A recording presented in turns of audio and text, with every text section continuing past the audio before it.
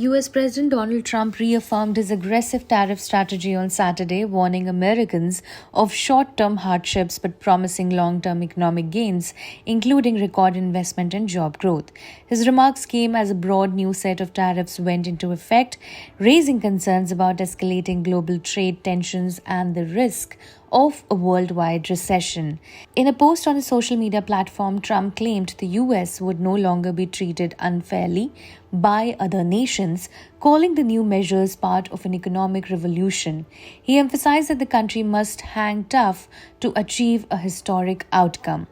The latest round of tariffs includes a 10% base duty on most imports, excluding those from Mexico and Canada, invoked under emergency powers to tackle what the White House describes as persistent trade imbalances, unfair policies, and a lack of reciprocity from trading partners.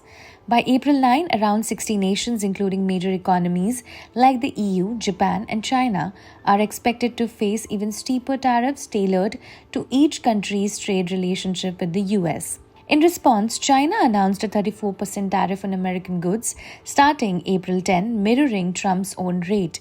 Beijing also plans to file a case at the World Trade Organization and restrict rare earth exports essential to high-tech industries. Trump insisted that China had suffered more than US under the current trade policies and accused several countries of exploiting American openness for too long.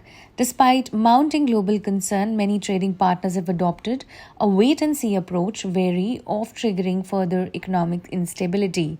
When asked about negotiations, Trump claimed, and I quote, "Every country called us, suggesting that discussions were already underway behind the scenes." Here is what he said.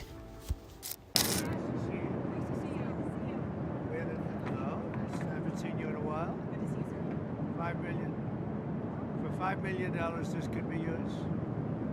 That was the first of the cards. You know what that card is? Gold card. It's the gold card. The Trump card, gold card. Who's the first buyer? Me. Who's the second? First. I don't know, but I'm the first buyer. It'll be out in about less than 2 weeks, probably. First, we'd love to get your reaction, sir, to what's going on in the financial markets today. Well, I mean, it's to be expected. This is a patient that was very sick. We really inherited a terrible economy, as you know, with a lot of problems, including loss of manufacturing and plants closed up all over the country. You know, we've lost 90,000 plants since NAFTA, if you think of that. 90,000. It's not even believable. And about 6 million jobs. And so it was a sick patient. It went through an operation on Liberation Day. And it's going to be a booming country. A very booming country. It's going to be amazing, actually. And we see it because we have trillions of dollars committed to come in. Trillions. Sir, can I ask you? And now we let it settle in. You see the plants are starting to construction already. We have many plants. Indiana, massive auto plant. Honda, and we have so many plants, and they'll be under construction. And as they start to build, you're going to see a lot of construction jobs, and you're going to see a lot of jobs when they open. Well, let's say it's a 2-year process. You know, they start a plant, and they're big plants. We're giving them approval to also, in many cases, to build the electric facility with it. So you have electric generation and the plant, and they're big plants. Now, the good news is a lot of money for them, and they can build them fast, but they're still very big plants. So I'd always say it would take 1.5 years to 2 years. Mr. President. The chips are starting very soon. The pharma is going to be starting to come in, I think, at a level that you haven't really seen before. We are looking at pharma right now, pharmaceuticals, as a separate category, and we'll be announcing that sometime in the near future, not too distant future. Are you negotiating? That's under review right now. Are you open to deals with these countries if they're calling you? Well, it depends. If somebody said that we're going to give you something that's so phenomenal, as long as they're giving us something that's good. For instance, with TikTok as an example, we have a situation with TikTok where China will probably say, we'll approve a deal, but will you do something on the tariff? The tariffs give us great power to negotiate.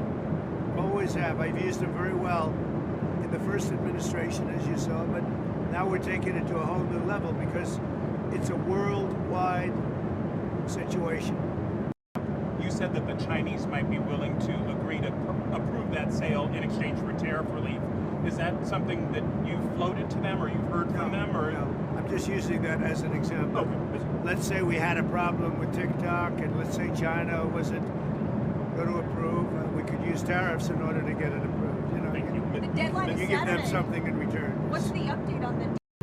China maybe will call and say, well, we're upset with the tariffs, and maybe they want to get something a little bit in order to get TikTok approved. Who knows? Is there plans underway to speak to Xi? I have no knowledge of that, but that's the kind of thing. On Israel, Well, Elon is fantastic, and I think it's, you know, he's a patriot, and I think it's a shame what they're doing with his car company. And a great car. It's a great car, great product. And it tells you what a patriot he is. He's amazing. No, I mean, as long as he'd like, I like smart people, and he's a smart person. I also like him personally. When he endorsed me, that's when I really got to know him. I knew him a little bit before that, but not much, and then he endorsed me. And it was a very strong, embracing endorsement, as we all know. And I would say Elon will stay for a certain period of time, and then he's going to want to get back to his businesses full time. But he's done a fantastic job. We found hundreds of, think of it, just hundreds of, we found millions of dollars of fraud and abuse and waste. And they're still going, I mean, they're going strong. They found something today that's horrible. It's horrible. So what they found, well, you'll find out very soon. What they found is incredible. And I give him a lot of credit. He's got some very smart people with him. Would appoint him to another position once his 130 days? Well, I think Elon's great, but he also has a company to run, or a number of companies to run. You know, that he can do this, that he can find the time. He loves the country, that's why he does it. But we're in no rush. But there'll be a point at which time Elon's going to have to leave. Sir, But he's doesn't an give auto you a date, company. a specific date No, on when he's but I would think a few months. even when you So a lot of good things are happening. Thank you very much. thank you for your time, Mr. President.